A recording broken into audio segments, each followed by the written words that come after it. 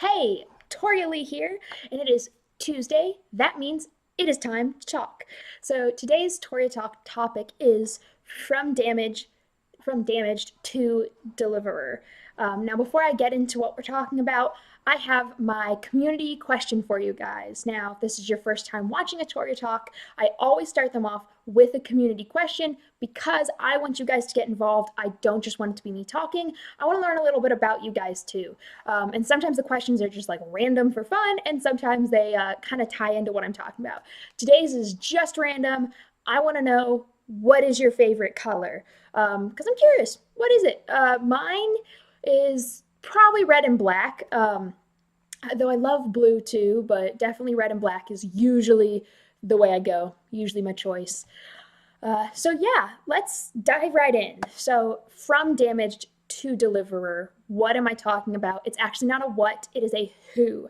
So I don't know about you guys, but when I read stories, I like to find a takeaway. I like to see, okay, what can I learn?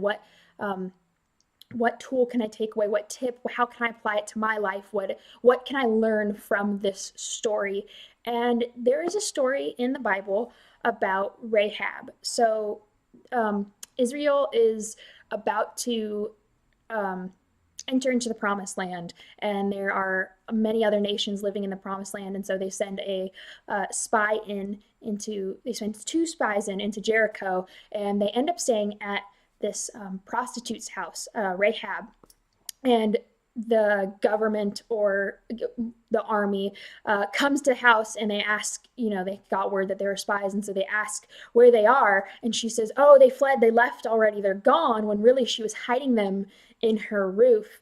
Now, the thing that's so cool about this story, so she misdirects them, and then she is able to save these two spies and send them back to Israel, because she says, I know your God is this true, powerful God. Like, we've seen what he can do.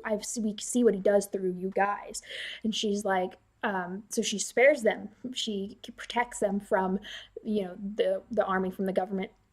And what's so cool about this story to me, so Rahab was a prostitute. That means she wasn't very desirable. She was probably seen as damaged back then, even in a culture that, it was okay. It was still looked down upon. It was still very seen as the woman was damaged if that was her job, if that was what she did. And she probably didn't bring much honor to her family. They probably looked at her as a little bit of a disgrace. Maybe not fully, but they were probably like, oh yeah, that's, her, like, it's not a very like honorable thing. And so you have this woman who's damaged, but she decides by faith in God that, he's so big, he's so powerful, she's going to protect these two people that are his people. And then after she spares them, she just asks that in return they spare her and her family when they come to take the village.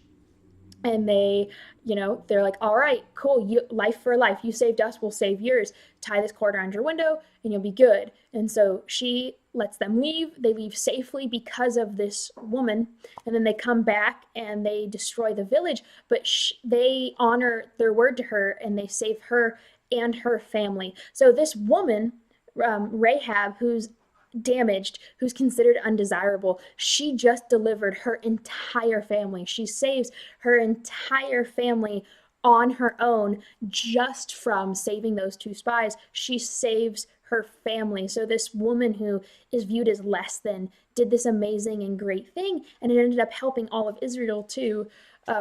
So what I took away from this story is God can use anyone. Do not view yourself as too damaged, not good enough, unqualified.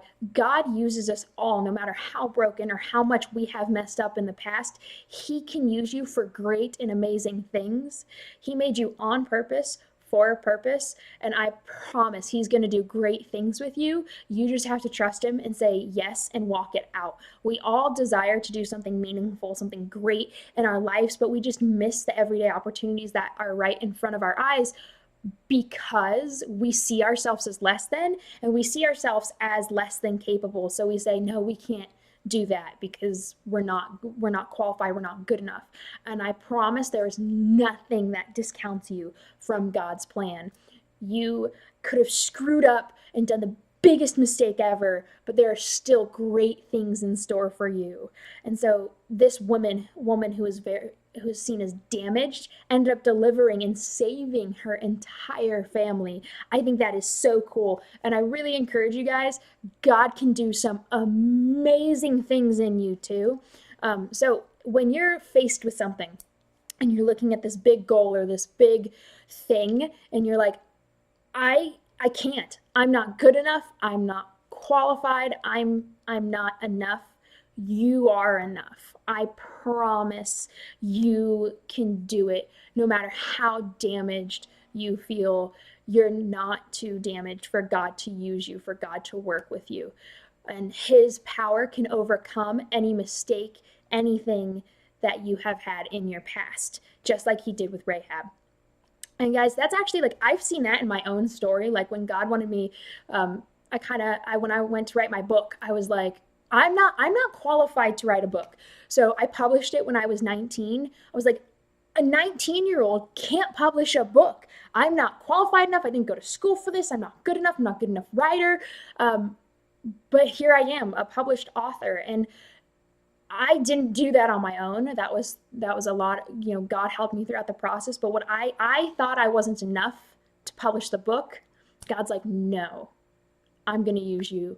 You're going to get through it. You're going to do it. And so don't count yourself out before you start. I promise you're going to do great things and he can use you for great things. So that is what I have for you guys today. So do not believe you're too damaged. I promise you can do some great and incredible things. Now, a reminder, our community question for today is, what is your favorite color? So comment below what your favorite color is. Thank you for taking your Tuesday to watch. I will catch you guys next week.